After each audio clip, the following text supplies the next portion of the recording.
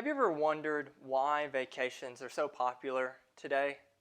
Sure, you can do things that you've never been able to do before, like go ride roller coasters or go thrill seeking at Disney World or other amusement parks. You can go skydiving or cliff jumping if that's your sort of thing. But why are vacations, and when I talk about vacations, usually in your mind you think of a day on the beach, or you think of getting away, being in the mountains in a cabin with you and just your family. Or you may think of a day away out on the lake. Why are those kinds of vacations so popular? Why is it so important that we as typical people in this world, in this society today, that we invest so much into those sorts of vacations, those days away, the day out on the lake where nothing is bothering us but our sunscreen? I think it's because stepping back in today's world and taking a break is very much needed.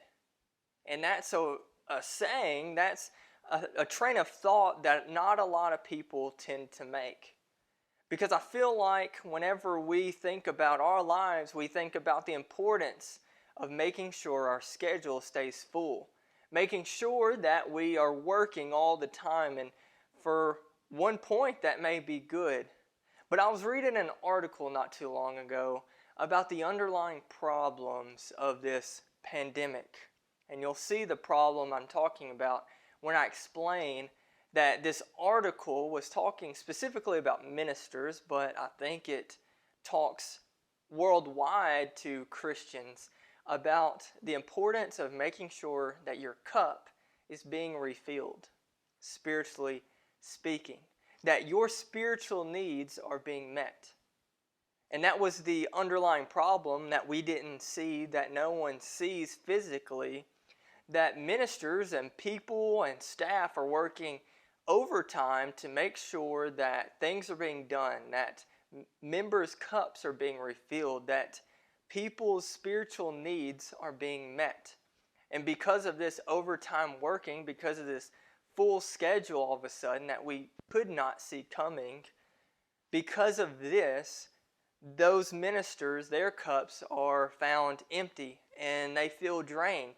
And I don't think that's something that just ministers go through. I think that's something that our church as a whole may be going through. That you and people in your family, that your loved ones, those that you see at work may be going through.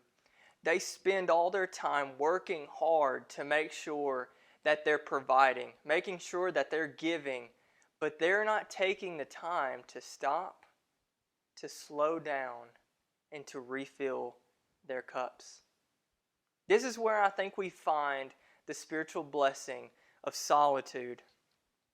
And when I talk about solitude, if you were to find a book or look for a book or read a book about the spiritual discipline, something that we need to work on to be better Christians, if we look for a book about the spiritual discipline, solitude, you're always going to find a book about silence right there next to it. I've been reading and I've looked at this book called The Celebration of Discipline by Richard Foster. That will be my recommendation for you to go and read. But he talks about his inward struggle of separating the two. When you see the spiritual discipline of solitude and you see the spiritual discipline of silence, he talks about how they go hand in hand. And he talks about the dangers that we tend to make up about solitude, that we fear the word solitude because we substitute the word solitude for the word loneliness, and we get the two mixed up. And so he spends a couple pages explaining how, look, Jesus' teachings are different from loneliness. Jesus' teachings are running towards solitude, seeking out your time to step away from your busy schedule, step back from a busyness and chaos that you've created, and spending this one-on-one time with God in silence and solitude. And Jesus separates this word in his teachings. He separates the word loneliness with solitude. And we say loneliness because that tends to terrify people. The word and the thought about being alone frightens everyone. And we can see it worldwide. We see it in the little girl that can't find her mother in church, and so she runs around frantic and terrified because she feels alone without her. We see it in the middle school boy that has moved to a new city, to a new school, in a new home, in a new neighborhood with kids that he doesn't know and friends that he hasn't made yet, and so this loneliness begins to creep in. We see it in the college freshman that now is in a new state, maybe, in a new school, in a new setting of life, that is no longer told to get out of bed, no longer motivated by his parents, but now has to live on his own, make decisions, and be responsible, and loneliness begins to creep in.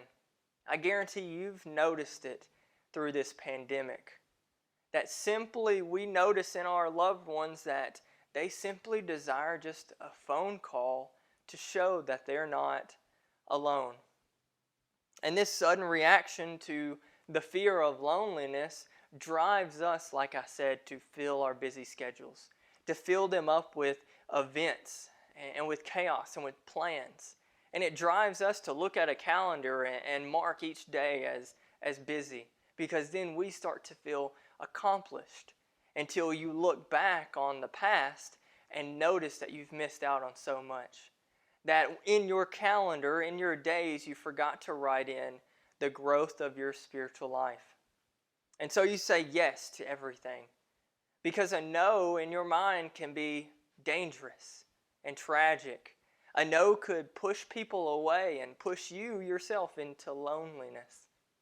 A no could mean not getting that promotion in your career or looking better in your social standing. A no could result in loneliness or failure. But we find in the ministry of Jesus that, like he often does, his teachings flip everything upside down. And instead of being afraid of quietness and loneliness, we should seek after this peaceful solitude. Jesus presents this discipline of this one-on-one connection, quiet and alone with the Father. A time for, number one, readiness.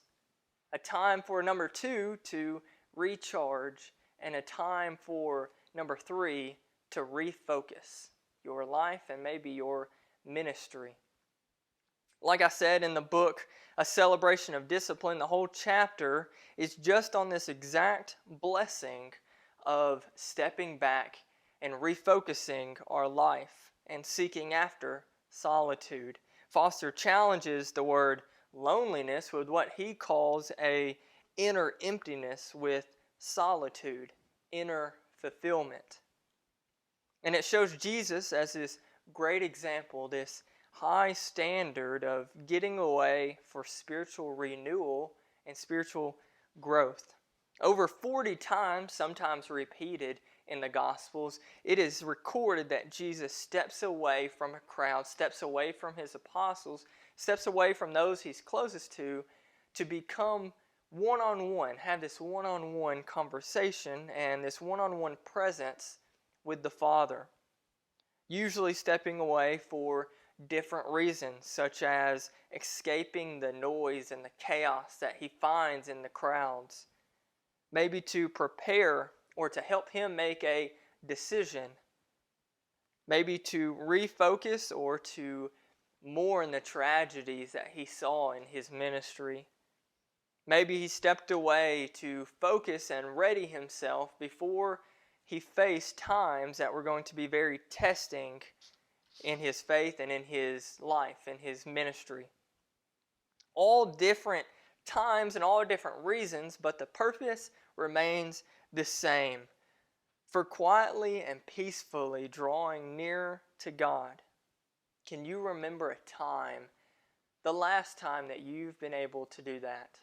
To quietly and peacefully step back and draw near to God. I think that's why when Jesus tries to teach his apostles and teaches us about something so important like praying to God, he says things like, go away that we see in Matthew chapter 6. Go away and be in secret.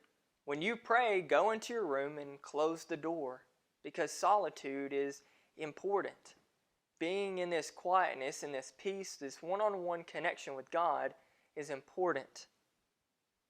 James takes note of this in his letter that he writes, where I think of it as a how-to Christian living letter. In James chapter 4, verse 8, he says, "Draw near to God, and He will draw near to you." Even in the Old Testament, the psalmist says in Psalm 46, "Be still and know that I am God."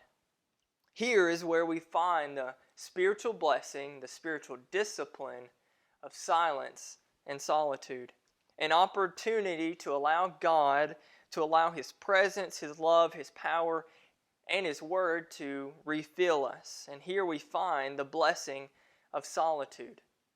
I've grouped together 3 instances that we find in Christ's life that we'll go through very shortly and very briefly, very quickly, to show us that all the different reasons that Christ had to step away to refocus, recharge, and ready Himself for His mission and for His ministry.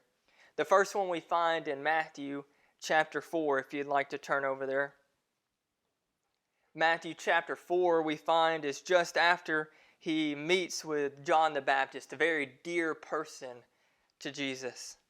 And he is baptized by John, and he goes to prepare himself for the ministry that he is about to partake in. And chapter 4 of Matthew opens up with him being led by the Spirit into the wilderness to be tested, being tempted by the devil. And after fasting for 40 days and 40 nights, he was hungry. And the tempter came and said to him, "If you are the Son of God, command these stones to become loaves of bread." And he goes on and on. 3 times we see Satan tempts Jesus. But why did Jesus initially step away? Why did he go into the wilderness by himself? It says to be tempted by the devil, but I think the overarching reason is to become ready for his ministry. To focus, to step away, to make sure he is ready for his ministry. Jesus begins something so important like going out into the world to minister, to heal, to teach others. He starts out by stepping away and readying himself, preparing, strengthening himself for the job that he is about to take. The second one we find in Mark chapter 6, if you want to go over there. Towards the end of Mark chapter 6, we see Jesus about to feed the 5,000. And starting in verse 30, it says, "The apostles returned to Jesus and told him all that they had done and taught. And he said to them, 'Come away by yourselves to a desolate place and rest a while.' For many were coming and going, and they had no leisure even to eat. And they went away in the boat to a desolate place by themselves." Why is it that Jesus commanded these apostles to leave, to go away, to separate themselves? I think it's because after all of these miracles, after these crowds that Jesus has gathered, he needs time to step away and to recharge a little bit. Mark says he had no time to even eat, and they had no leisure even to eat. He could not even sit down alone with his apostles, with his students, and eat a meal because the crowds were so vast and the miracles that they were desiring and all of the things that they wanted to see happen. Jesus and his apostles couldn't even sit down to eat. He needed to recharge for the future. The third one we find in Matthew chapter 14. At the beginning of Matthew chapter 14, my heading is something I don't like to read, the death of John the Baptist, because I can only imagine what that meant to Jesus. And we see that here. Like I said, a dear person to Jesus in John. Matthew chapter 14 opens up at the time Herod the Tetrarch heard about the fame of Jesus, he said to his servants, "This is John the Baptist. He has been raised from the dead." And it goes on to talk about how Herod wants to take John the Baptist and beheads him. And when he does, Jesus hears about what has happened. Starting in verse 13 of chapter 14 of Matthew, it says, "Now when Jesus heard this, he withdrew from there in a boat to a desolate place by himself." Why is it that Jesus had to leave? Why is it that he went away to a desolate place? I think it's because he needed to refocus. I think this was a tough time in our Savior's life, and he needed to refocus. He maybe needed to spend some time mourning the death of his dear friend. He needed to spend some time refocusing on his ministry. He needed to stop and acknowledge what just happened and to press on for the future, to continue to work. And we see on later at the end of Matthew chapter 14 and on that he continues to work and do miracles and do amazing things. But he only needed to take a short time to stop and to get away from the busyness, to refocus his life and refocus his ministry. In a time like now, in a time like today, I don't know what you have going on right now. Usually right now, we're sitting in church together, or you're watching this video, but maybe you're not watching this on Sunday night. Maybe it's a Monday afternoon and your Monday has been crazy. You have gone to work and you have come home and tried to do so much. And have you taken the time to make sure that your cup is being refilled? I challenge you to make sure that you are stopping, that you are getting away in this area of solitude and in silence and approaching our Father in prayer and talking to Him and listening to Him and being in His presence and being in His Word and readying yourself for the future. Recharging a little bit from all of the stuff that you've been doing and refocusing your life for the future. I pray that as you talk with your family in these discussion questions, that it blesses you, that you get a lot out of this time together. I know that everyone here, all the ministers here, me, Jared, and Lance, and all the elders here, dearly miss you, and we cannot wait to be back and to see you again. Thank you so much for joining with me and studying with me. I pray that you can find time in your life to refocus, to recharge, and to ready yourself. That you can find time and find an area in your life to block out everything and to focus on God in a time of silence and solitude.